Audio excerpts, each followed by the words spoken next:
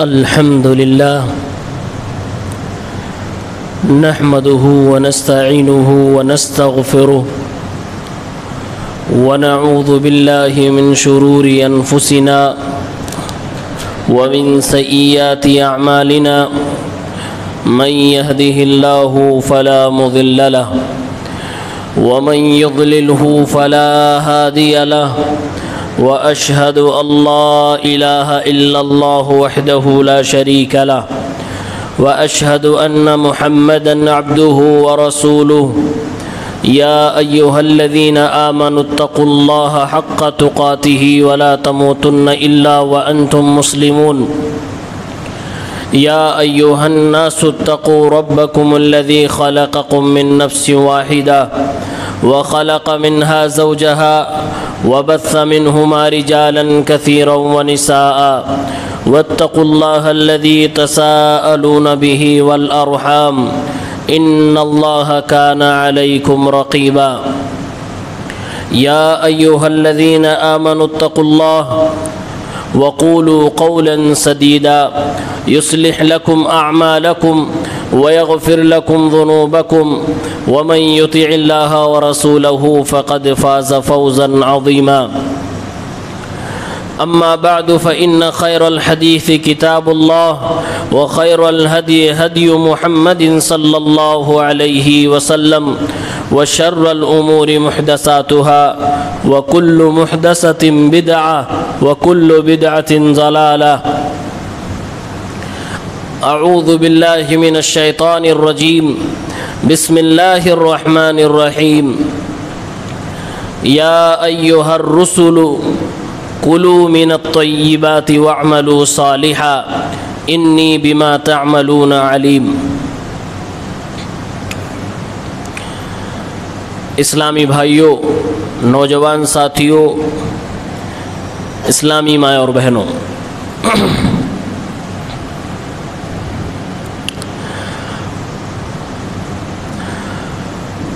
بہت سارے مسائل میں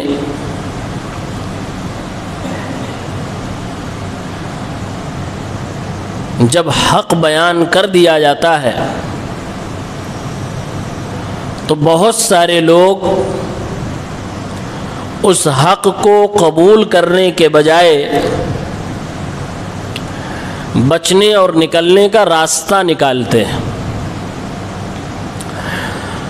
گزشتہ خطبہ جمعہ میں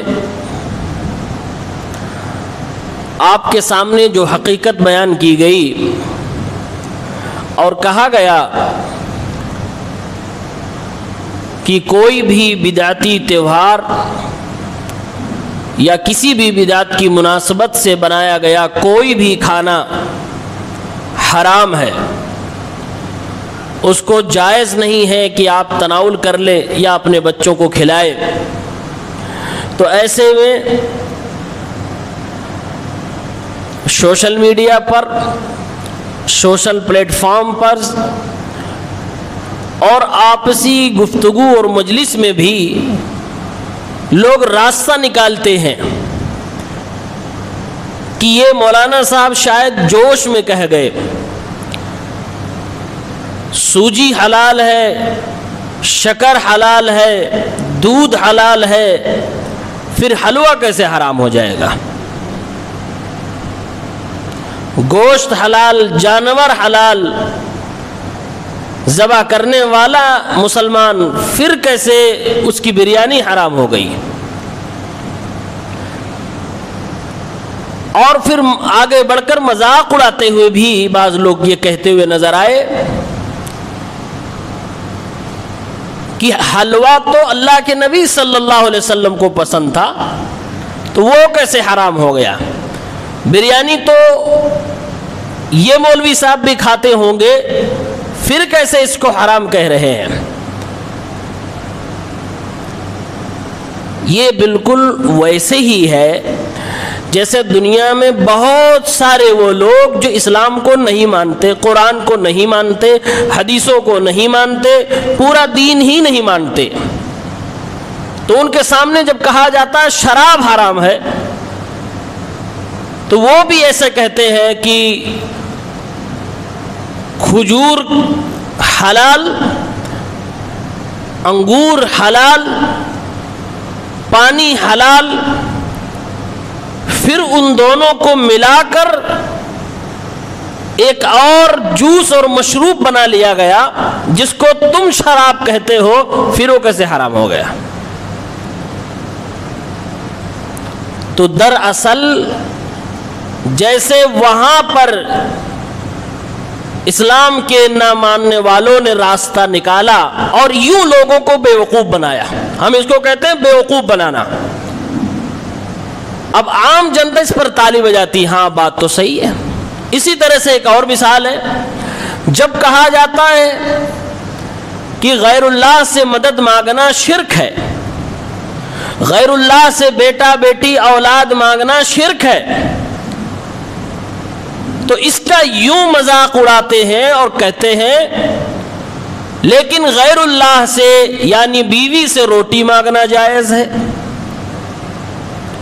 تو اگر غیر اللہ سے بیٹا بیٹی مانگنا شرک ہے تو بیوی سے روٹی مانگنا کیسے جائز ہے؟ بچوں سے پانی مانگنا کیسے جائز ہے؟ اس طرح کی مثالیں دی جاتی ہیں۔ یہ ہے چور راستہ، ایک تو حق بات سے بچ بچا کے نکلنا، ماننا نہ پڑے، اور اپنا الو سیدھا کرنے کے لیے۔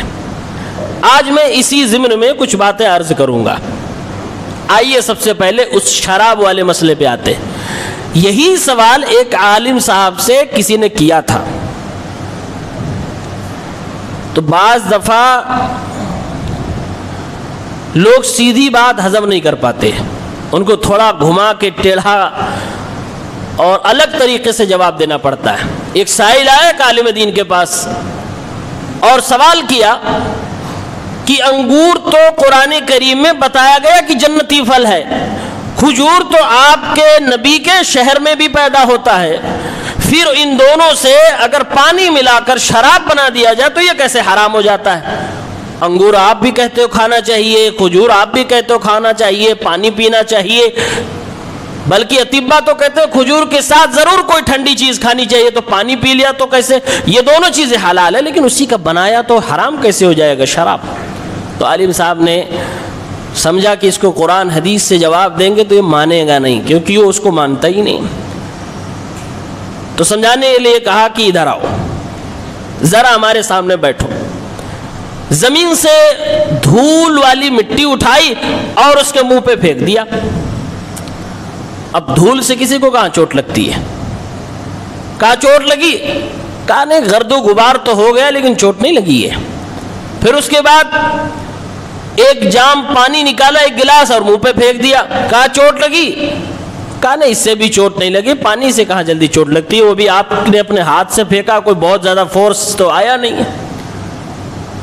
کہا مٹی سے میں نے آپ کو مارا، آپ کو چوٹ نہیں لگی، پانی سے آپ کو مارا، آپ کو چوٹ نہیں لگی، اب ذرا اور تھوڑی دیر رک جاؤ، اسی مٹی میں یہی پانی ڈال کر میں لیپ بنا لیتا ہوں، اور اس کے بعد مارا بھیگی ہوئی مٹی سے۔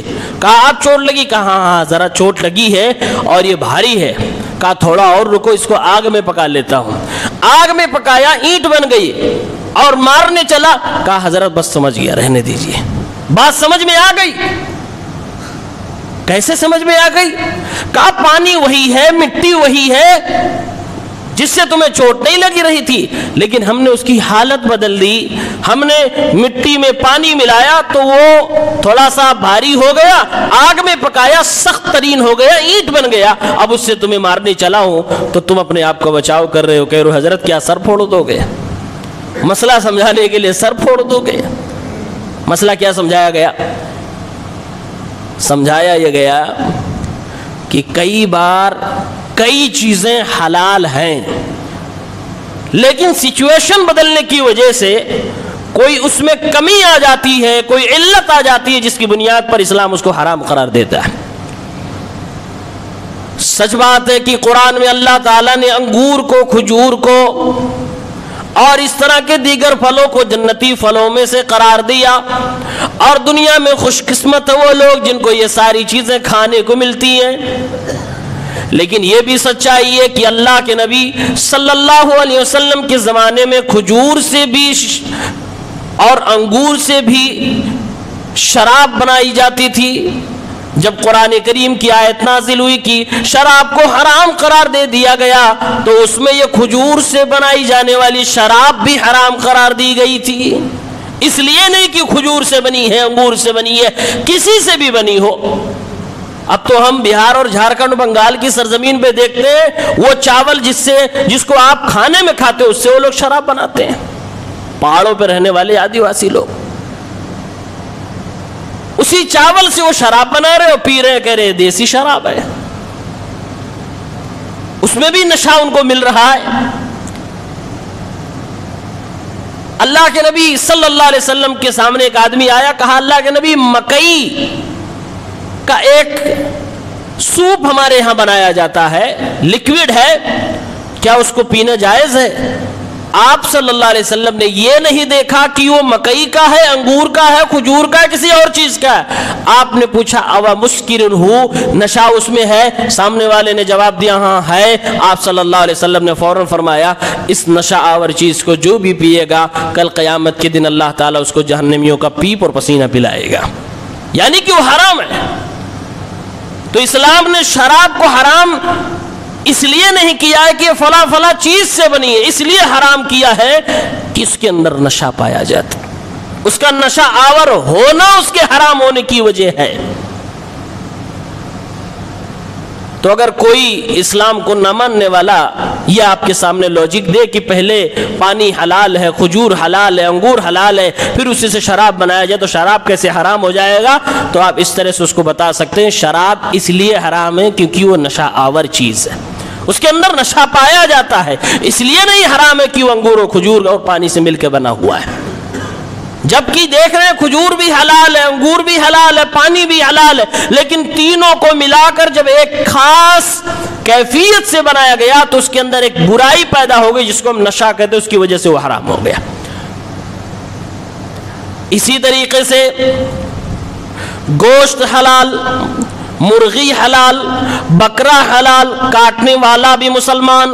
لیکن اگر بدعتی تہوار میں اس کو ذبح کیا گیا، کسی بدعت کی مناسبت سے اس کو ذبح کیا گیا تو اس کا کھانا حرام ہو جائے گا، بالکل ایسے ہی جیسے شراب والا. یہ اس لیے نہیں حرام کہ فلاں جانور کا ہے، فلاں چیز سے بنائی گئی، فلاں شکر ملایا گیا، فلاں دکان کے، ان سب چیزوں کی وجہ سے نہیں، اس بدعت کی وجہ سے وہ بدعتی کھانا حرام. بات سمجھ آ گئی؟ بالکل واضح. اور تھوڑی مثال دوں، آج جمعے کا دن ہے، جمعے کی اذان 12:30 بجے ہوئی، مارکیٹ میں صبح سے 9-10 بجے سے لوگوں نے دکانیں کھول رکھی ہیں. دکان ہماری ہے، پروڈکٹ ہمارا ہے، خرید کے میں لایا ہوں، دکان پہ بیچنے والا میں ہوں، کسی کا کچھ نہیں ہے اور نہ کسی کی چوری کر کے لایا، سب کچھ میرا ہے، اپنا زمین، اپنی دکان، اپنا مال، اپنا بیچنے والا میں. لیکن جمعے کی اذان کے بعد ابھی بھی جس نے دکانیں اپنی کھول رکھی ہوں گی اس کی کمائی حرام ہے. کیوں؟ جمعے کی اذان ہونے کے بعد کاروبار کرنا حرام، اور اگر کوئی کھول رکھا ہے اور اس دکاندار پہ جمعہ فرض اور واجب ہے تو اس کی کمائی بھی حرام ہے. جبکہ ہم دیکھ رہے دکان بھی اس کی ہے، مال بھی اس کا ہے، کپڑا لتا جو کچھ بیچ رہا اسی کا ہے، پھر بھی کمائی کیسے حرام ہے؟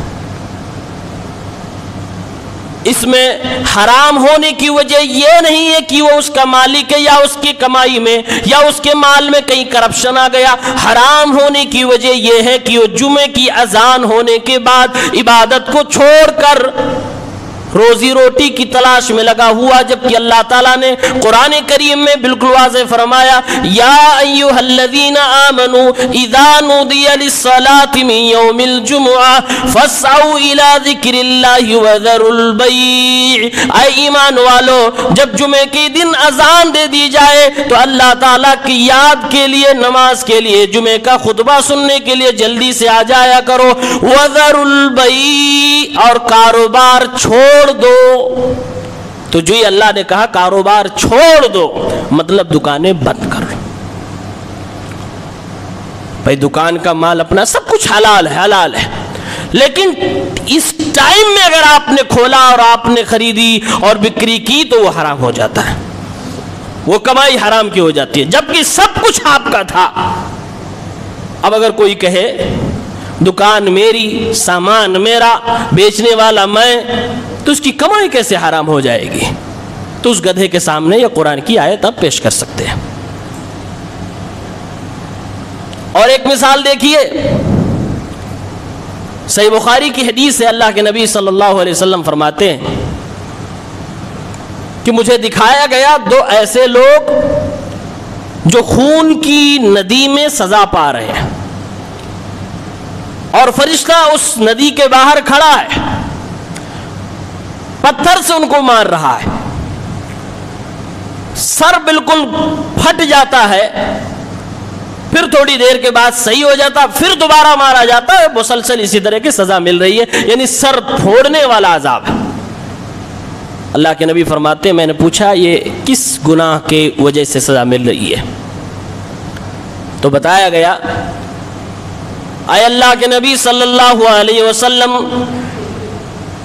یہ دین کا وہ غدار ہے جو اذان ہونے کے بعد سویا رہتا تھا، نمازیں نہیں پڑھتا تھا، وَيَنَامُونَ عَنِ الصَّلَاةِ الْمَكْتُوبَةِ، فرض نماز کے لیے اذان دے دی گئی، ایک مسلمان بندہ، ایک انسان اپنے بستروں پہ سویا ہوا ہے، سونا اس کا حلال ہے، بستر اس کا ہے، گھر اس کا ہے، مکان اس کا ہے، نیند اس کی ہے، بدن اس کا ہے، سب کچھ اسی کا ہے، ساری چیزیں، سارا سسٹم اسی کا ہے، لیکن وہ وقت جس میں اللہ رب العالمین کے لیے نمازیں پڑھنی چاہیے وہ سویا ہوا ہے۔ اللہ کے نبی صلی اللہ علیہ وسلم فرماتے ہیں اس کی وجہ سے اس کو یہ سزا دی جائے گی کہ سر برابر مسلسل فرشتوں کے ذریعے سے پھڑوایا جائے گا۔ وَيَنَامُونَ عَنِ الصَّلَاةِ الْمَكْتُوبَةِ، اور اسی میں دوسرا جرم یہ بتایا گیا کہ قرآن کریم سے انسان اپنے آپ کو دور کر لیا ہوگا، قرآن کو اس نے اپنے پیٹھ کے پیچھے ڈال دیا ہوگا، قرآن سے اس کا کوئی لینا دینا نہیں ہوگا۔ تو یہ دو گناہ ایسے ہیں جس کی سزا یہ ملے گی، ہمارے نبی صلی اللہ علیہ وسلم نے بتایا۔ مثال یہ ہے کہ سب کچھ اپنا ہے، گھر بھی اپنا، مکان، کمرہ، سب کچھ اپنا ہے، لیکن اذان مسجد میں ہوئی، نماز پڑھنے ہم جان بوجھ کے نہیں آئے اور سوئے پڑے ہیں، اس سونے پہ اللہ تعالیٰ عذاب دے رہا ہے۔ اب کوئی کہے گھر ہمارا، مکان ہمارا، ایئر کنڈیشن، پنکھا، لائٹ، بجلی، سب کچھ ہمارا، لیکن اس وقت کا سونا یہ اللہ کی نگاہ میں کیسے جرم ہو گیا؟ تو اس گدھے کو بھی آپ یہ حدیث سنا سکتے ہیں۔ بات سمجھ آ رہی ہے؟ حلال چیزیں کبھی کبھی کسی خاص وجہ سے حرام ہو جاتی ہیں، یہ آپ کے سامنے ہم نے دو مثالیں دے دی۔ ایک اور مثال، شکار کرنا حلال ہے، شوقیہ شکار نہیں کہ جو جانور حلال نہیں ہے اس کو بھی مارے جا رہے ہیں بشوق میں، نشانے بازی میں، لیکن اللہ تعالیٰ نے قرآن میں یہ بتایا کہ ایک ایسی خاص سچویشن ہے، ایک خاص کپڑا ہے کہ جس کو پہننے کے بعد آپ شکار نہیں کر سکتے، وہ ہے احرام کا کپڑا، یعنی حج کے لیے آپ جا رہے ہیں، آپ نے احرام پہن لیا ہے، اللہ تعالیٰ نے حکم دیا وَلَا تَقْتُلُوا الصَّيْدَ وَأَنْتُمْ حُرُمٌ، اے میرے بندو تم شکار نہ کیا کرو جب تم حالت احرام میں ہو۔ اب کوئی آدمی اٹھے اور سوال کرنے لگے تیر ہمارا، دھنش ہماری، پسٹل ہماری، گولی ہماری، نشانہ ہمارا، محنت ہماری، شکار اللہ تعالیٰ کی مخلوق میں سے جو ہمارے لیے بنائی گئی، میں ماروں، میں شکار کروں، تو اس میں یہ حرام کیسے؟ قرآن کی آیت بتا رہی ہے کہ احرام پہننے کے بعد ہم نہیں کر سکتے یہ، جبکہ حلال ہے شکار کرنا، لیکن احرام پہننے کے بعد یہ چیز حرام ہو جاتی ہے۔ ایک اور مثال، ہر سال رمضان آتا ہے، رمضان میں افطاری کے بعد بہترین غذائیں ہم اور آپ کھاتے ہیں، افطاری کرتے ہیں الحمدللہ۔ چاہے مسجد کے اندر آ کر آپ افطاری کریں، کسی افطار پارٹی میں، یا اپنے گھر کریں، دونوں حلال ہیں۔ آپ اپنے گھر کے ہینڈ پمپ سے پانی ایک گلاس پی کے افطار کر لیں، یا کوئی مہنگی سی کھجور کھا کے افطار کریں، دونوں آپ کے لیے حلال ہیں، اس میں کوئی دو رائے نہیں ہے، وہ حلال ہے، آپ کھائیں پیئیں، کوئی مسئلہ نہیں ہے۔ لیکن آپ ہی کے گھر میں، آپ کے چولہے میں، آپ کی بیوی کے دوارا بنائی گئی بہترین ڈش، جو آپ کی محبوب ڈش ہو، ظہر کے ٹائم بنا دی جائے، آپ کو پیش کر دیا جائے، آپ کھا نہیں سکتے ہیں، حرام ہے وہ حرام ہے۔ کیوں؟ آدمی پہ روزہ فرض ہے، اس کو روزہ رکھنا ضروری ہے، وہ اپنے گھر میں اپنی کمائی کا، اپنی بیوی کے ہاتھ سے بنا ہوا کھانا روزے کی حالت میں نہیں کھا سکتا، اس کے لیے حرام ہے۔ اللہ نے قرآن میں کہا ہے کُلُوا وَاشْرَبُوا حَتَّى يَتَبَيَّنَ لَكُمُ الْخَيْطُ الْأَبْيَضُ مِنَ الْخَيْطِ الْأَسْوَدِ مِنَ الْفَجْرِ، کھاؤ پیو جب تک کہ فجر نہ ہو جائے، یعنی رات میں کھاؤ پیو، اور جب فجر کی اذان ہو جائے، شام ہونے تک تم اپنے روزوں کو مکمل کرو، یعنی دن کے وقت تمہارا کھانا پینا حرام ہو گیا، اب نہیں کھا سکتے آپ۔ اب یہاں بھی کوئی وہی سوال کرے جو شرابی نے کیا تھا اور جو بدعتی نے، حلوے ماڈے والے نے کیا ہے، وہی سوال یہاں بھی بنتا ہے۔ کھانا ہمارا، گھر ہمارا، کچن ہمارا، بیوی ہماری، مال ہمارا، پھر یہ کھانا کیسے حرام؟ اور جو لوگ روزہ نہیں رکھتے ہیں، پردے والے ہوٹلوں میں جا کر چپکے سے کھاتے ہیں، وہ بھی سوال کر سکتے ہیں، پیسہ ہمارا، چل کے میں گیا، ہوٹل والے کو پیسہ میں نے دیا، پردے میں گیا، کیسے حرام ہو جائے گا؟ حرام ہے بھائی، روزے کے دن میں تم کھا رہے ہو، تمہارے اوپر روزہ فرض ہے۔ حرام ہونے کی وجہ کیا ہے؟ حلال چیزیں کبھی کبھی کسی وجہ سے حرام ہو جاتی ہیں۔ یہ آپ کے سامنے مثالیں ہیں۔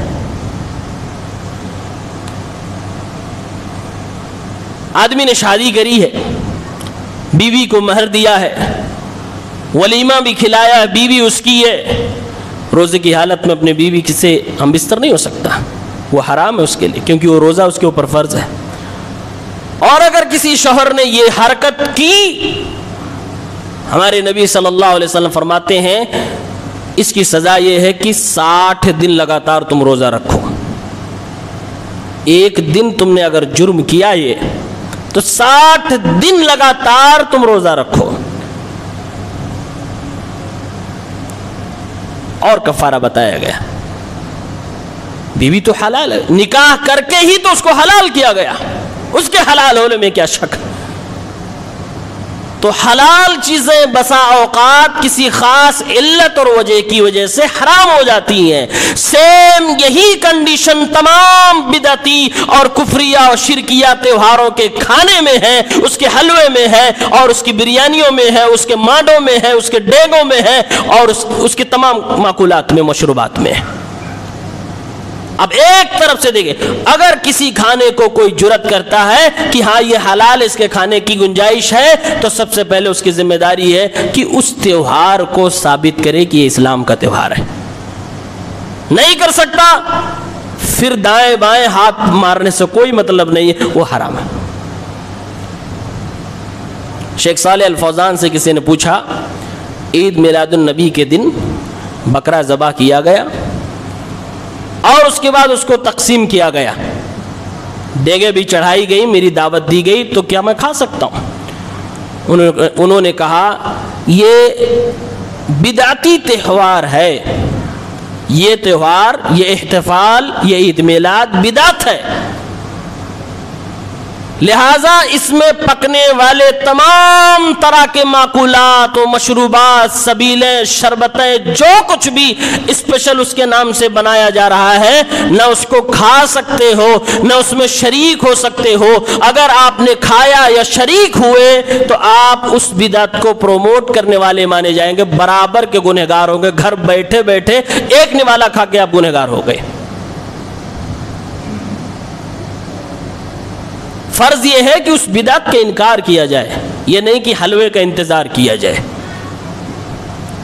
پورے سال میں دیکھیے کھانے پینے کا انتظام ہے، سب کچھ ہے، چاہے وہ محرم کی سبیلیں ہوں یا ربیع الاول کے حلوے ہوں، بریانیاں ہوں، یا پھر 11ویں شریف کے حلوے مانڈے بریانیاں ہوں، رجب کے کونڈے ہوں، شعبان کے ہوں، سال بھر میں جو کچھ ہے پہلے ذمہ داری وہ ثابت کرو کہ ہاں یہ اسلامی تہوار ہے، سلف صالحین سے، صحابہ کرام سے۔ اگر نہیں ثابت کر سکتے ہو، اور یقیناً نہیں ثابت کر سکتے ہو، کیونکہ اللہ کے نبی صلی اللہ علیہ وسلم نے مسلمانوں کو صرف 2 ہی تہوار، 2 ہی عیدیں دی ہیں، اس کا نام ہے عید الفطر اور عید الاضحیٰ۔ اس دن کھاؤ پیو کھلاؤ، کسی طرح کی کوئی پریشانی نہیں ہے۔ ایک حدیث سنیں، ترمذی میں 998 نمبر پہ حدیث، اللہ کے نبی صلی اللہ علیہ وسلم کے چچا زاد بھائی حضرت جعفر ابن ابی طالب رضی اللہ تعالی عنہ، یعنی حضرت علی کے بھائی ہیں، ان کو جعفر طیار کہتے ہیں، کیونکہ ان کے دونوں بازو جنگ میں کاٹ دیے گئے تھے۔ انہوں نے آخری لمحے تک اسلامی جھنڈے کو سنبھالنے کی کوشش کی تھی۔ جنگ موتا میں ان کی شہادت ہو گئی۔ اللہ کے نبی صلی اللہ علیہ وسلم کو خبر ملی، آپ نے ارشاد فرمایا حضرت جعفر تو شہید ہو گئے،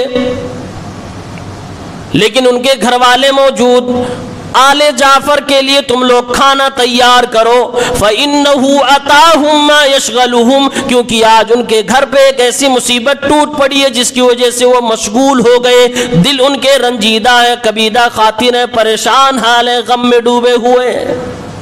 آپ نے حکم دیا کہ کھانا بناؤ، ان کے گھر والوں کو دو۔ یہ اللہ کے نبی صلی اللہ علیہ وسلم کی سنت ہے، یہ آپ کا حکم ہے، یہ ایسی سنت ہے جس پہ عمل ہونا چاہیے کہ میت ہو گئی، اب میت کے گھر اس کے پڑوسی یا اس کے رشتہ دار یا کوئی بھی آدمی جس کی جو جیسی حیثیت ہو وہ گھر پہ کھانا پہنچائے۔ کس لیے؟ اللہ کے نبی وجہ بتا رہے ہیں کہ ان کو غم ہوا ہے اور غم کی وجہ سے ٹوٹے ہوئے ہیں، ان کے کھانے کا انتظام کر دو۔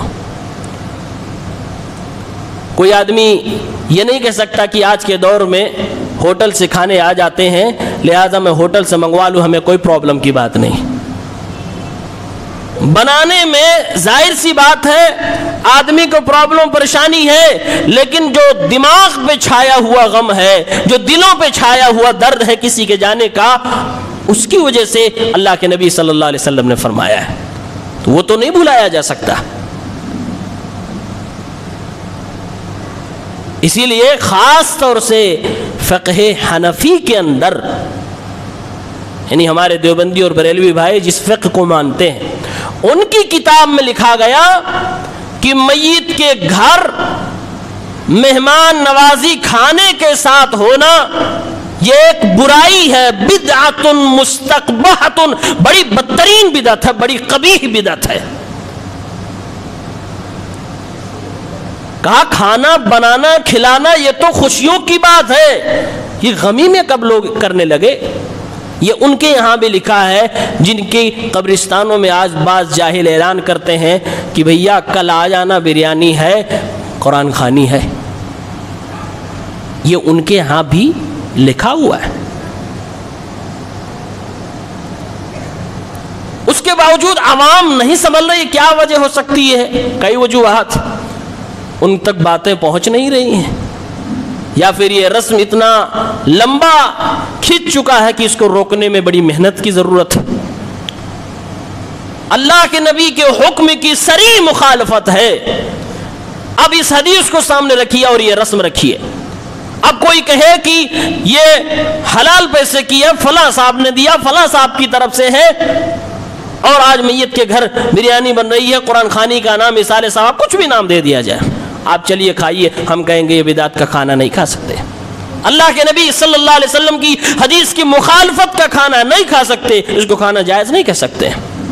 اب آپ لاکھ بہانے بنائیں کہ یہ حلال مرغی، حلال چاول، حلال بنانے والا، بلکہ ایک عالم نے تو عرب کے اتنا سخت فتویٰ دیا، کہا اگر کسی قصائی کو معلوم ہے کہ یہ فلاں جگہ فلاں بدعت کے اس میں بنایا جائے گا تو قصائی کے لیے حلال نہیں کہ وہاں گوشت بیچے، اور کسی باورچی کو معلوم ہے کہ یہ فلاں چیز کا کھانا ہے تو اس کے لیے حلال نہیں کہ وہاں جا کر کھانا بنائے۔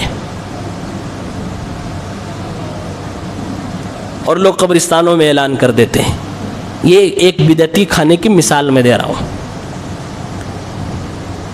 علماء نے ایک گنجائش نکالی، کہا کسی کے گھر دور دراز سے مہمان آئے جو واپس نہیں جا سکتے، ان کے گھر میت ہو گئی ہے، اب ظاہر سی بات ہے رکے ہیں تو انسان ہے تو ان کو کھانے کی ضرورت ہے، اگر رشتہ داروں پڑوسیوں نے کھانے دے دیے تب تو اسی سے وہ کھا لیں گے، کوئی حرج کی بات نہیں، لیکن اگر کھانا نہیں پہنچا ہے تب تو گھر والوں کی مجبوری ہے، وہ جو بھی سوکھا روکھا ان کے ہاں ہوگا اس کا انتظام کریں گے، چاہے بنا کے چاہے ہوٹل سے۔ یہ ضرورت ہے ان مہمانوں کے لیے، مہمان نوازی اور عزت کی خاطر، تاکہ ان کے گھر کی جو عزت و آبرو برقرار ہے، کہ اتنی گنجائش۔ لیکن اس میں بھی کیا باتیں بتائی گئی کہ پڑوسیوں اور رشتہ داروں سے نہیں ملا تو، بہت سارے شہروں میں عام طور سے ایسے ہی ہوتا ہے کہ لوگ سوچتے ہیں اس نے دیا ہوگا، اس نے دیا ہوگا، کسی نے نہیں دیا۔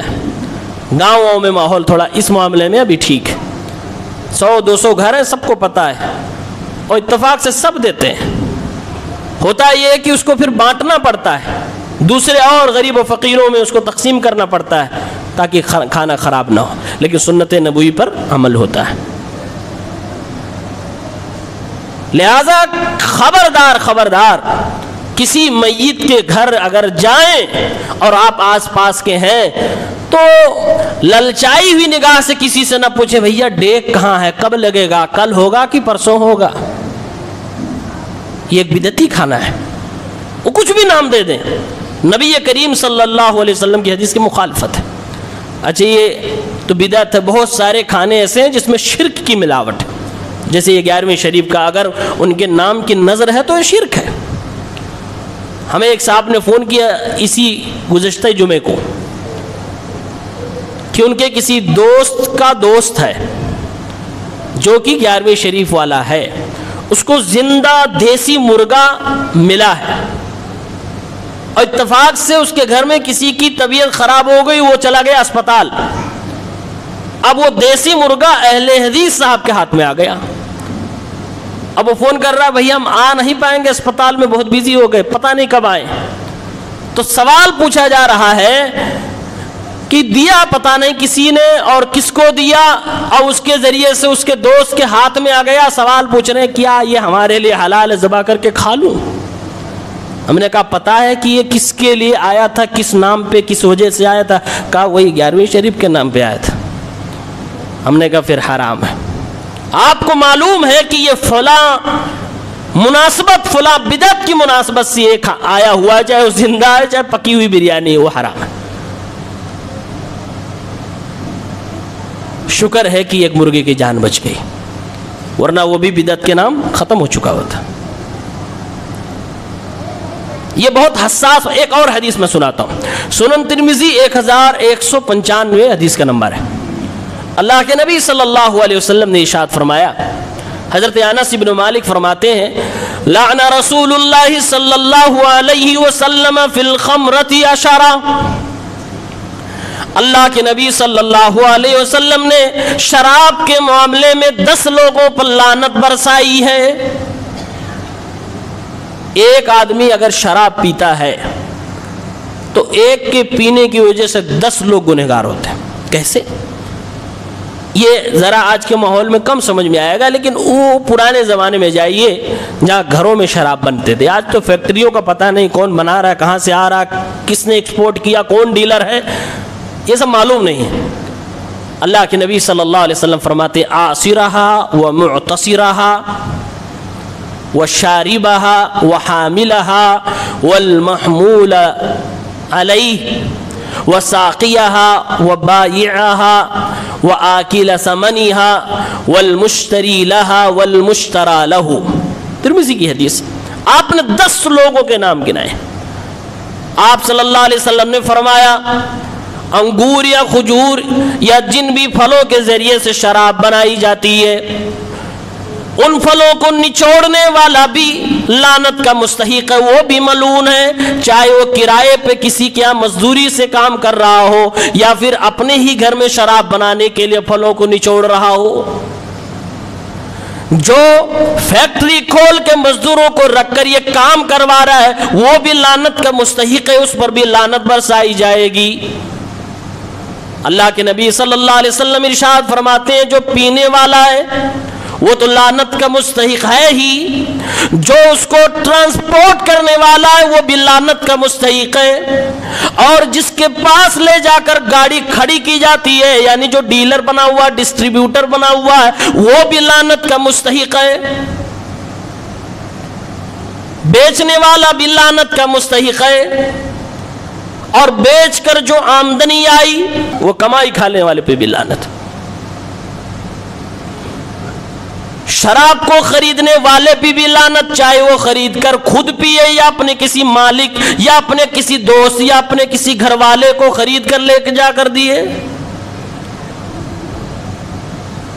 جس کے لیے خریدا جا رہا اس پر بھی لعنت۔ یہ کل 10 لوگوں کو اللہ کے نبی صلی اللہ علیہ وسلم نے گنایا ہے۔ آپ اندازہ کریں شراب کسی ایک نے پی ہے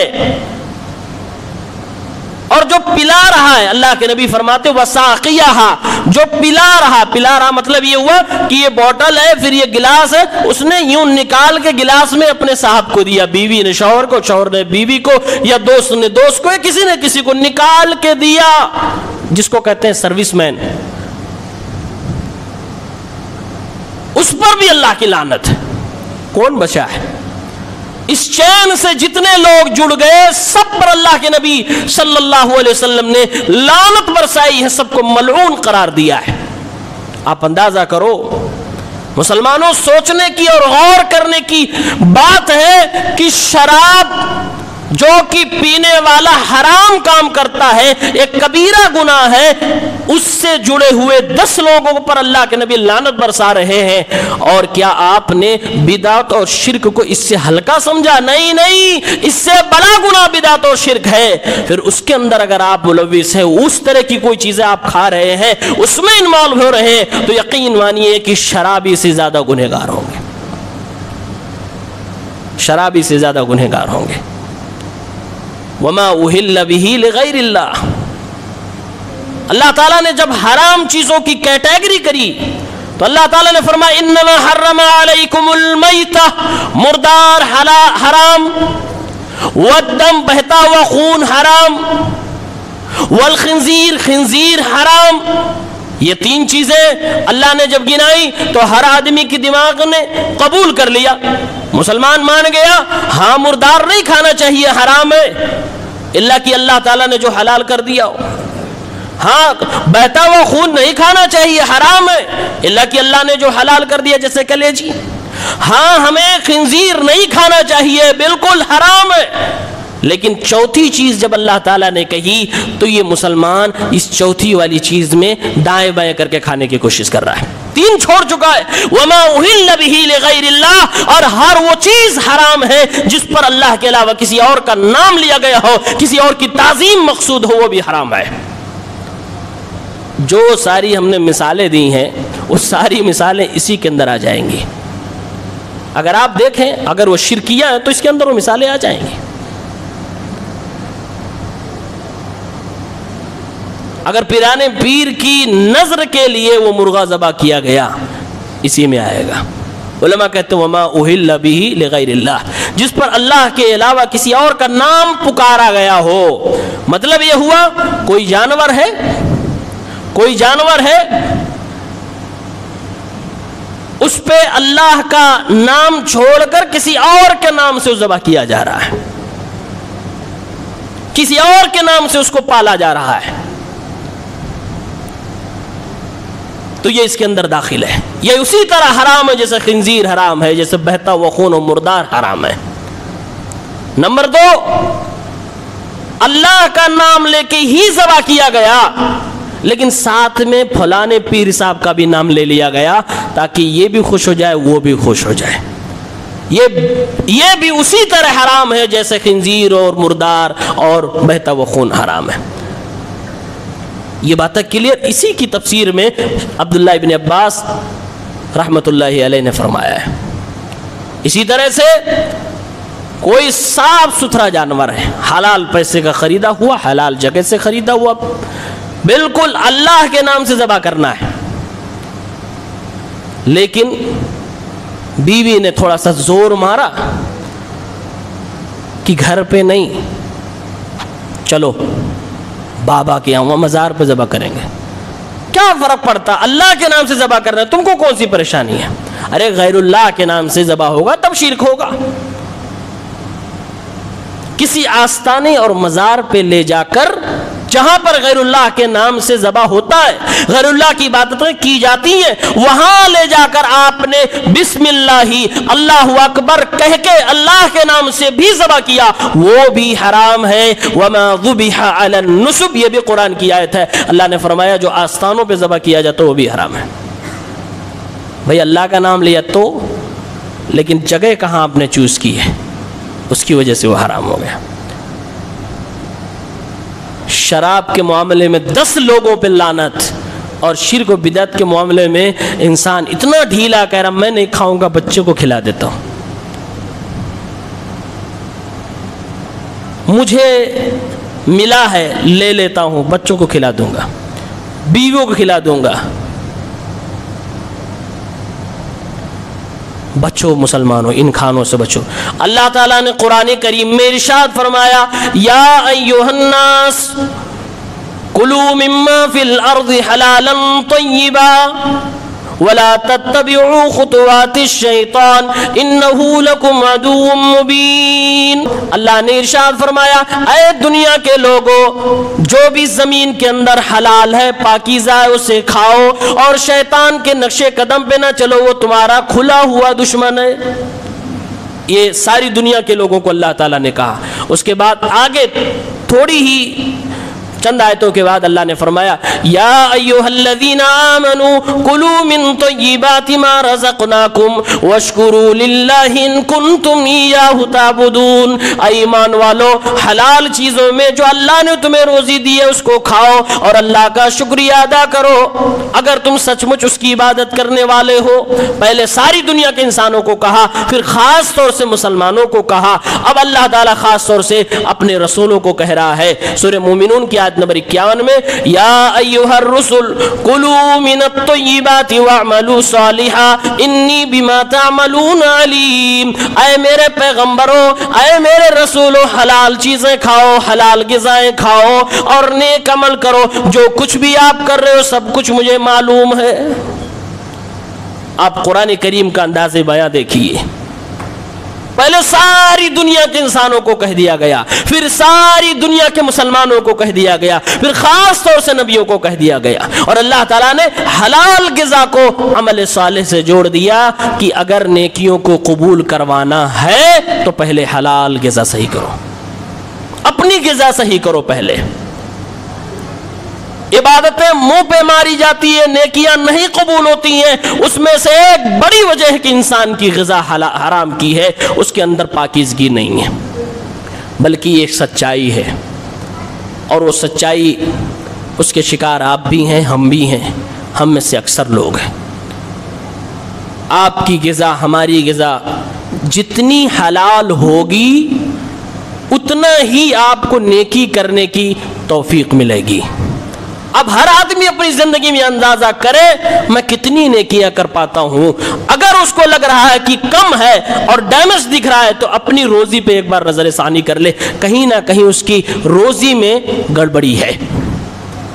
اللہ تعالیٰ توفیق چھین لیتا ہے انسان سے کہ اگر تمہاری غذا صحیح نہیں ہے، تمہارا کھان پان صحیح نہیں ہے، تمہارا پہناوا صحیح نہیں ہے، یعنی حرام چیزوں سے تم کھائے ہو، پلے ہو، بڑے ہو،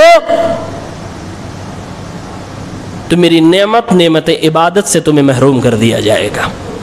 اور میں نے کلیئر کر دیا آپ کے سامنے، حرام صرف وہ نہیں ہے جس کو سود خوری کہتے ہیں، حرام صرف وہ نہیں ہے جو چوری کہتے ہیں، حرام صرف وہ نہیں ہے جس کو دغا بازی اور بےمانی کر کے کاروبار کرنے کو کہتے ہیں، حرام وہ بھی ہے جو حلال چیزیں تھی لیکن کسی وجہ سے حرام ہو گئی۔ اور جو حرام کی قسمیں میں نے آج کے خطبے میں آپ کے سامنے رکھا ہے، اس کے شکار زیادہ تر دیندار لوگ ہیں۔ کاروبار بالکل حلال ہے، پاک پیور صاف ستھرا ہے، سب کچھ صحیح ہے، لیکن بھائی صاحب بدعت کے کھانے کھا رہے ہیں، شرکیہ تہواروں کے کھانے کھا رہے ہیں، کفریہ تہواروں کی مٹھائیاں کھا رہے ہیں، اور سمجھ رہے ہیں کہ یہ حرام نہیں ہے۔ حرام صرف وہ نہیں ہے جس کو آپ سود کہہ رہے ہو، یہ بھی حرام ہے۔ دونوں طرح کی چیزیں حرام ہوتی ہیں۔ ایک تو پہلے سے جو حرام ہے وہ ساری دنیا مانتی ہے، وہ چور بھی سمجھتا ہے کہ ہاں میری کمائی صحیح نہیں ہے،